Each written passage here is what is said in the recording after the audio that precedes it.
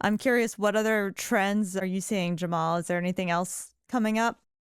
I think the biggest thing is really leaning on people that have strong technical backgrounds. Mhm. I was talking to a friend that does customer success, and he's like, customer success used to be more like, the person that handled like a customer's onboarded. So just keeping them happy, doing the renewal.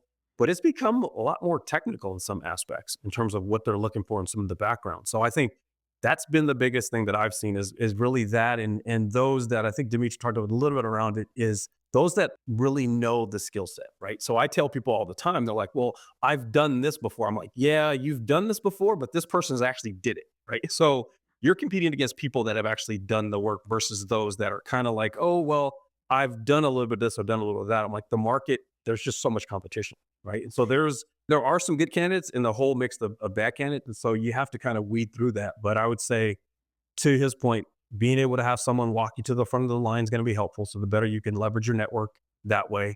And then those that just have the ability to do the job, right? Because people don't have time to get you totally ramped up anymore. It's like, I need you to pretty much hit the ground almost running.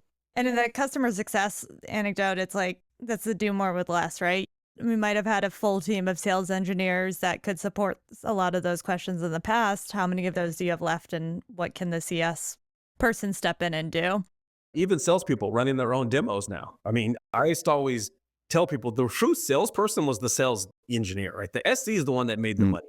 They're the ones that actually baked the cake, did all the stuff, right? It was the salesperson that came in, just put a little frosting on it, did a little decoration, and then voila, they're the grand person. But I think there was a too big gap between these two, to be frank, right? Like if you look at the unit economics from anyone who is doing planning around the headcounts, mhm, you have to change the role description, right? You know what I mean? without a doubt, By the way, that's really where it starts. A lot of managers don't do this, but it really starts with the job description. What these people are supposed to do, because that will drive your unit economics and ultimately your cost and budget.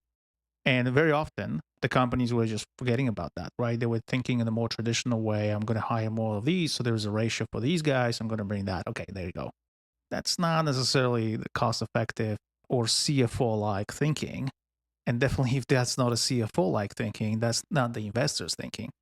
They want to maximize every ROI on every single dollar, right? They're spending on you. So why would you go and splurge so much on that